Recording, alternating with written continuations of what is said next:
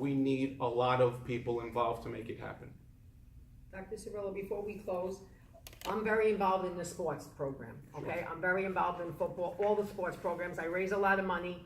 Our Palisades PPL Sports Booster Program with Mr. Stark and I, we raised money. We bought 4 pieces of equipment for the weight room, which I know nobody in this room knows that it came from the parents. I mentioned that. Okay, that's number 1. Number 2, we need coaches that know our children, not that live an hour and a half to 2 hours away. The football coach we had this season, last season, was horrendous, Dr. Cirillo. He didn't know how to speak to anybody.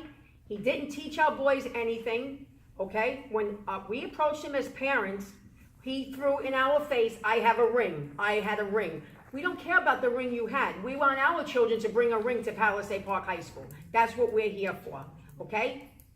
He was never on time for our children. He was, okay? I feel as a parent and paying taxes in this town that we need coaches that really want to support our children, okay? We went to play.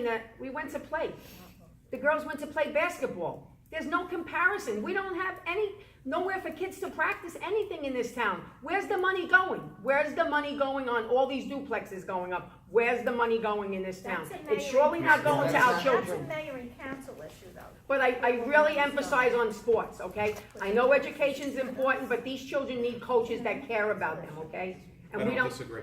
You agree? I don't disagree. Okay, we need a coach for football that cares about our children. Every year, coaches are evaluated, and I can't comment on coaches. No, I it's a understand personnel you matter. can't personally, but I'm just voicing my opinion for the parents of the football program were not happy with Mr. Matisich at all. And if you want the parents here, I didn't even know you were, I heard you were on the board, and I asked if he was your brother. No, don't worry. That's great. I did ask that. I knew him as a kid. He played in Cliffside. He was a very good athlete. Yeah, I asked that question. And he went to Personnel College. Sorry, you can't discuss personnel. Well, no, seriously, Dr. Cirillo, We can't talk about we were told he's leaving, he got another job, so please, hopefully you get us personnel. somebody who can help our children. Bring a win home to this town. Just one more thing for the record. Last sports dinner that we had, which was the 1st of March, I was a former board member. I was there as a mother, not as a board member. There was no one there from the board. The administration table had only Frank Donahue and Cody. I was embarrassed. I'm sorry, I was embarrassed. I think our children deserve a little bit of appreciation from the board in recognition of what they do, and our coaches also. And also, for the record, I'm here of my own free will, not because Coach Bronson told me to be here. And he did not tell any of the children to be here. They're here of their own free will too.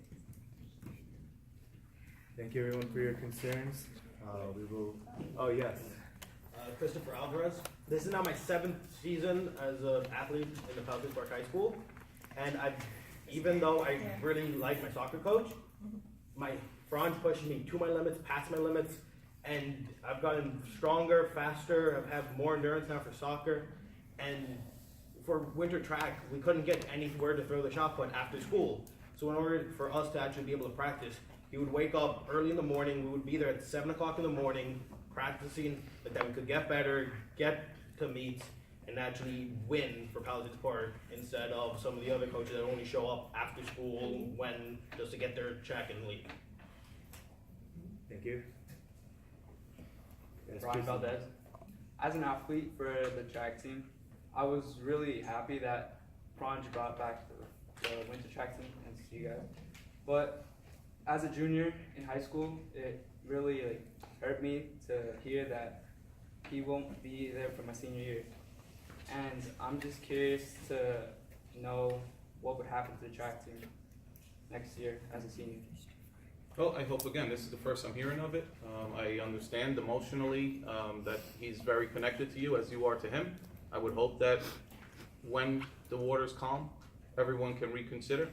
But at the end of the day, I can't force people to do things they don't want to do. I will do right for you all. Again, I'm not going to put you in a position that you're not going to be successful in. With that being said, I commended him last month. I commend him this month. I would concentrate on having a great spring season, okay? Not a good one, a great one. We'll have a great one. Don't worry.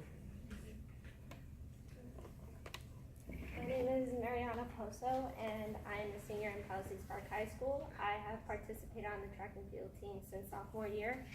I just want, after hearing what Ms. Alvarez has said about a lack of the presence of the Board of Ed at the sports dinners, it made me question where your priorities are for the school, especially in the sports. I don't know if it's education or elsewhere, but I would just hope if it was more as well as valued into sports. There, especially with track, there have been studies conducted that it is a sport about mental toughness, how much we can take and how much we can keep moving forward. And that is obviously something that Franjan has conducted himself through the experience of being a well athlete, and that is what he wants to implement within us. Education is not necessarily a practical value that we can put into our everyday lives. That is where we can find in sports. Taking away track takes away a lot of what our personal work ethic can become. And I think that's what makes us who we are and how we can participate in society. And honestly, I wouldn't be where I am without Franjan, without his push, without him being there and making me who I am today. And I am right now going to college. I will be going to Rutgers University. And I'm proud to say, and I will give him credit because I know that if it weren't for him being there, I wouldn't be where I am. Thank you. Thank you.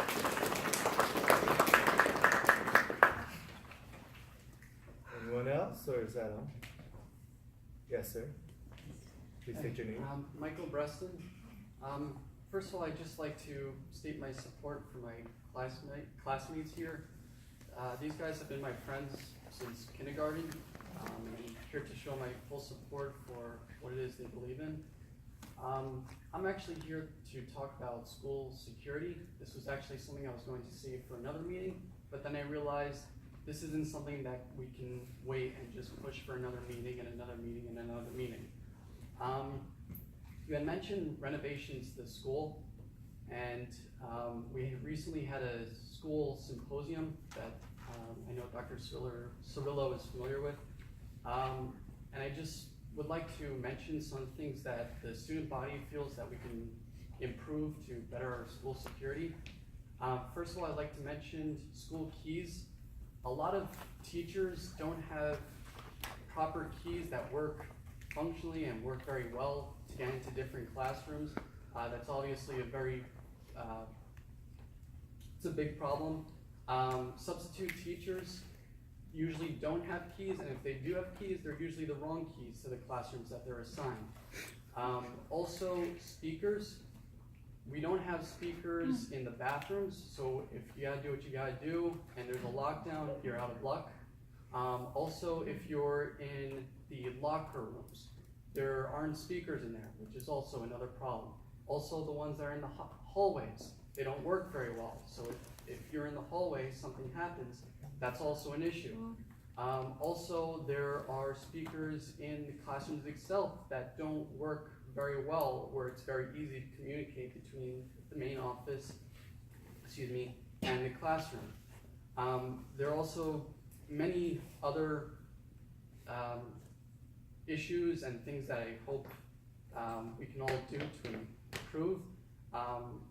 Me, along with the other girls that you saw at the beginning of this meeting, have big plans to lead the student body in putting something together to really better our future, and I really hope that you all will do what's best for all of us.